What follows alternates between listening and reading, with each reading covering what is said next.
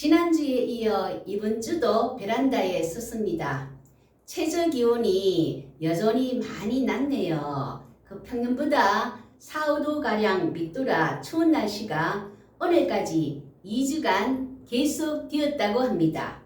주중에 그 수성못을 찾았더니만 아니나 다를까 근본 한파 속에 얼음은 수성못을 볼 수 있었습니다.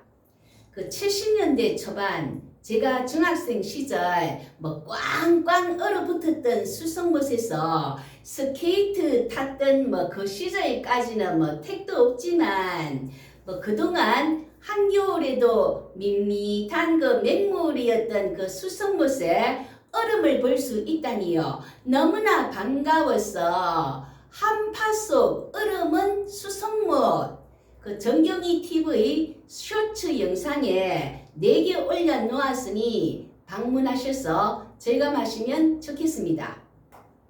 그 지난주 사마리아 여인에 대한 그 3가지 오해 그 방송 후 사마리아 여인이 천국에서 좋아했다고 연락이 왔습니다.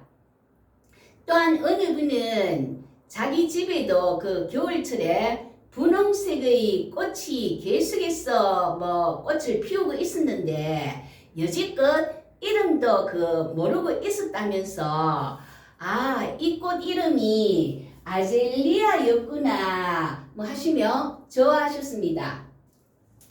그 키 큰 이 화초는 드라세나 마지나타 키도 큰데다가 이름도 길지요. 드라세나 마지나타 그 꽃말이 행운과 번영이 가득하다 하는 그런 꽃말을 가지고 있습니다. 오늘은 바리새인 니고데모의 그 무지와 변화에 대하여 알아보겠습니다. 김수준 교수의 요한문헌 강의와 노트 권혜생 저서 요한복음 책 참고하였습니다. 요한복음 3장 1절 그런데 바리새인 중에 니고데모라 하는 사람이 있으니 유대인의 지도자라. 그 아래 각주를 보면 산헤드린 공회원 니고데모는 바리새인입니다. 산헤드린 공의회 회원입니다. 그 산헤드린은 예수님 당시 로마 제국으로부터 그 자치권을 받아서 유대의 종교적, 행정적 문제를 결정하고 재판하는 최고 그 의사 결정 기구로 의장은 대지사장이 맞습니다. 니고데모는 밤에 예수님을 찾아왔습니다. 당시 예수를 믿으면 출교당합니다.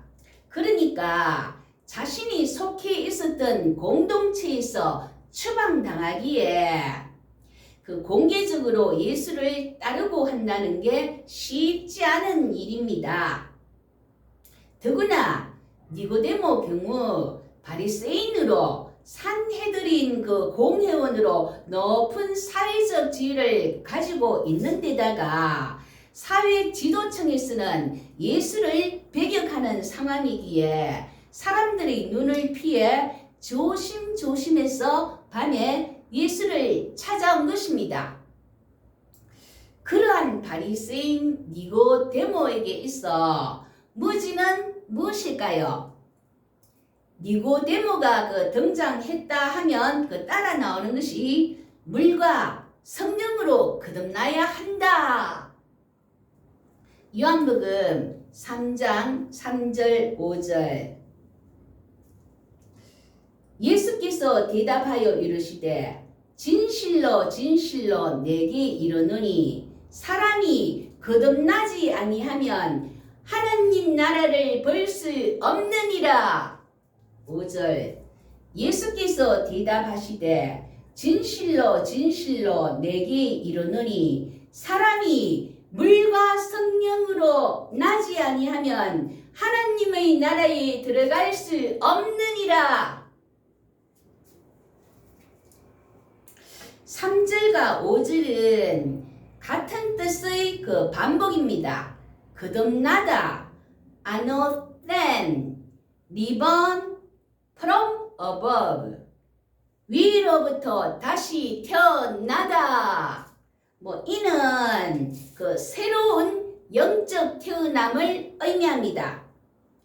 물과 성령에서 물, 그리고 성령, 그리고 이제 이 엔드에 해당되는 헬라어 카이, 그 뜻이 그리고 외에 곧, 즉 이런 뜻도 있습니다. 여기서 물과 성령이란 물, 곧 성령, 물이 성령을 상징합니다.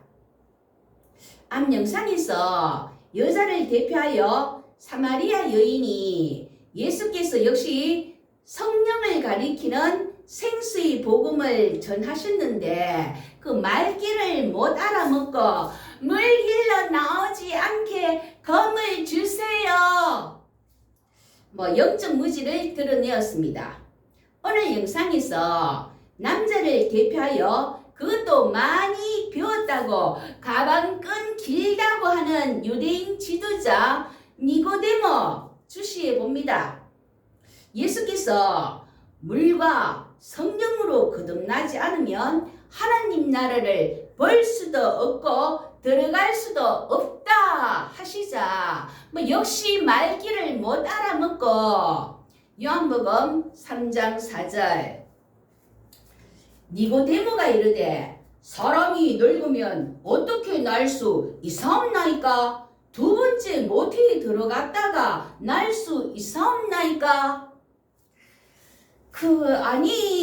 도대체 이걸 말이라고 하는 겁니까? 어린 아이일지라도 나 엄마 뱃속에 들어갔다 다시 나올래? 이런 말 하겠습니까?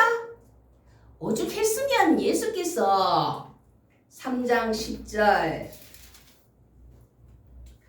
예수께서 그에게 대답하여 이르시되 너는 이스라엘의 선생으로서 이러한 것들을 알지 못하느냐? 토라의 그 정통한 자라면 알 수 있을 것이다. 책망하십니다. 참으로 부끄러운 일입니다. 구약 배경 찾아가 봅니다. 에스겔서 36장 25절 27절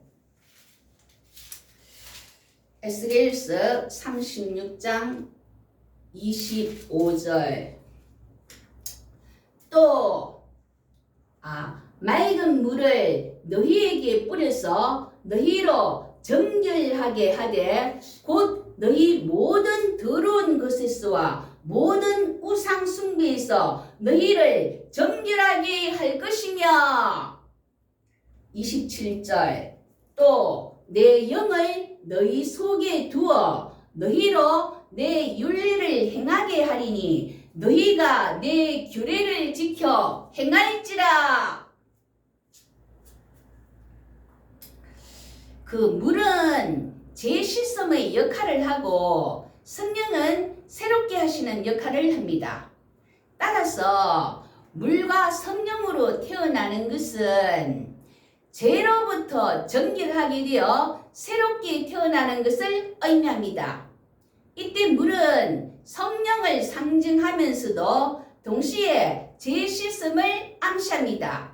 에스겔은 물과 성령으로 새롭게 되는 이스라엘의 모습을 예언하는데 바로 예수님이 재실성과 성령을 통한 새 창조를 말씀하십니다.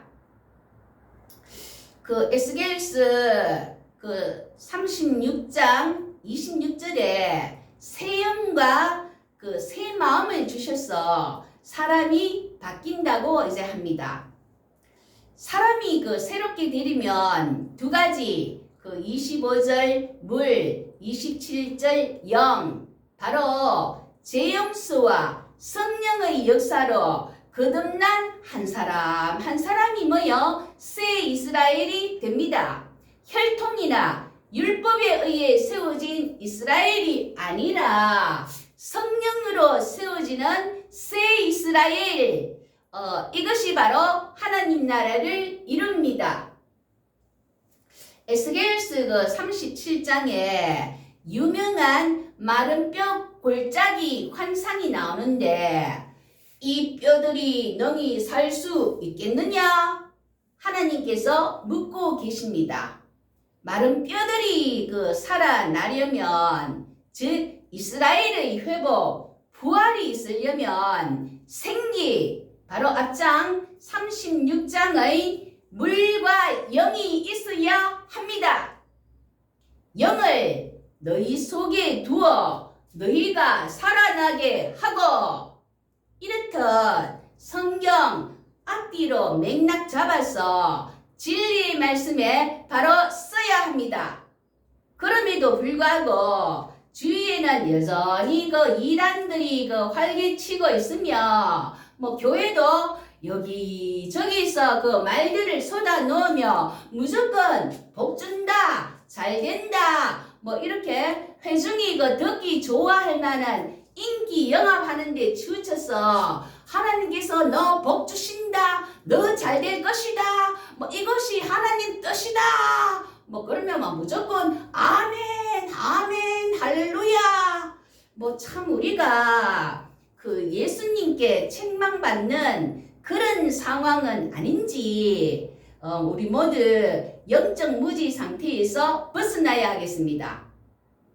칼빈은 기독교 강요에서 당시 로마 카톨릭의 맹목적 믿음을 비판하며 참된 믿음은 무지가 아니라 지식에 근거해야 한다고 주장했습니다.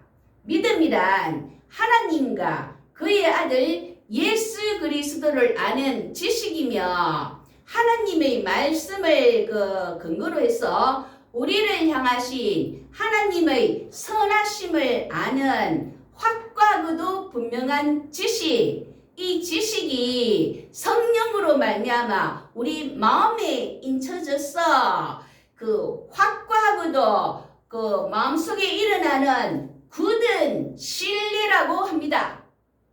그러니까 맹목적인 믿음, 신뢰가 없는 피상적 지식만의 믿음을 경계해야 합니다.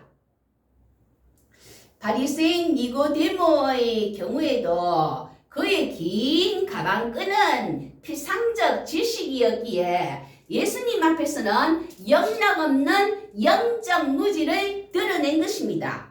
그 무지에서 이제 서서히 변하고 있는 니고데모입니다. 본인의 전공과 관련하여서 무지를 드러낸 바리새인 니고데모이지만, 그는 주변의 바리새인들이 예수님께 적대적이었던 것에 비하면 감은 있는 것 같습니다. 그는 밤에 예수님 찾아왔습니다. 요한복음 3장 2절. 그가 밤에 예수께 와서 이르되 라삐여, 우리가 당신은 하나님께로부터 오신 선생인 줄 아나이다. 하나님이 함께 하시지 아니하시면 당신이 행하시는 이 표적을 아무도 할 수 없음입니다.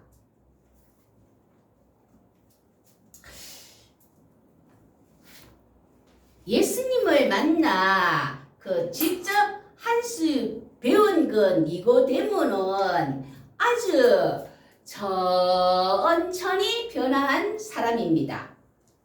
누구는 성령 체험으로 단번에 깨닫는 사람도 있지만, 이렇게 천천히 변하기도 하니까 때로는 기다려주고 기도해주고 그렇게 해야겠습니다. 니고데모의 변화입니다. 니고데모는 요한복음에 3번 나오고 있는데, 3장에서 영적 무지를 드러내었던 니고데모가 요한복음 7장 50절, 19장 39절에 이렇게 전체 3번 등장합니다. 요한복음 7장 50절, 51절. 그 중의 한 사람 곧 전에 예수께 왔던 니고데모가 그들에게 말하되 우리 율법은 사람의 말을 듣고 그 행한 것을 알기 전에 심판하느냐? 그 산헤드린 공의회에서 예수를 잡아 죽이려 합니다. 이때 니고데모가 나서서 우리 율법은 예수를 불러 물어보기 전에 심판할 수 없다. 나는 거기에 동의할 수 없다. 신명기 1장 16절, 19장 17절에 의하면 송사를 들을 때에 쌍방간에 공정히 판결할 것이며 논쟁하는 쌍방이 같이 하나님 앞에 나아가 제사장과 재판장 앞에 설 것이다. 라며 반대 의사를 분명히 하고 있습니다. 그 전부 다 예스. 이렇게 하는데 혼자서 no 한다는 것 솔직히 위험 부담 있기에 결단 없이는 나설 수 없는 일입니다. 앞서 그 예수를 잡아오라고 그 아래 사람들을 보냈더니만 이들이 돌아와서 말하기를 여태 예수같이 말하는 자는 없었습니다. 우리가 잡고자 했지만 차마 손댈 수 없었습니다. 그러자 대제사장들과 바리새인들은 감히 율법을 알지 못하는 저주받을 놈들 이렇게 욕을 퍼부었습니다. 율법을 가지고 저주하는 대제사장과 바리새인에 맞서 니고데모는 율법을 가지고 반박한 것입니다. 이럴 때 정경을 살렸습니다. 그 3장에서 예수님을 처음 만났을 때는 도무지 예수님의 말씀을 알아먹지 못하는 영적 무지를 보여주었던 그 니고데모였기에 그 변화는 매우 놀랍습니다. 예수님을 대적하는 산헤드린 공예 회원들을 반박하며 예수님 편을 듭니다. 예수님은 세상의 구주시며 유대인의 왕입니다. 그러한데 유대인들은 왕이라 하는 자는 가이사를 반역하는 것이다.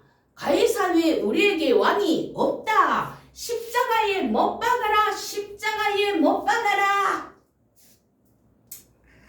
결국 예수는 로마 황제에 반역한 정치범으로 십자가형에 처해졌습니다.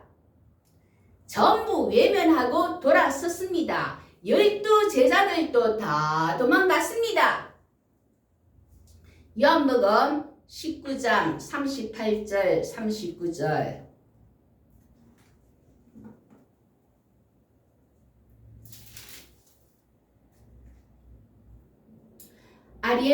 아리마대 사람 요셉은 예수의 제자이나 유대인이 두려워 그것을 숨기더니 2일 후에 빌라도에게 예수의 시체를 가져가기를 구하며 빌라도가 허락하는지라 이에 가서 예수의 시체를 가져가니라.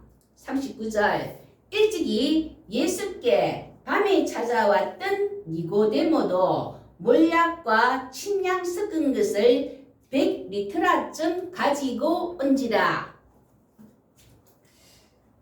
아리마대 요셉은 산헤드린 공회원입니다.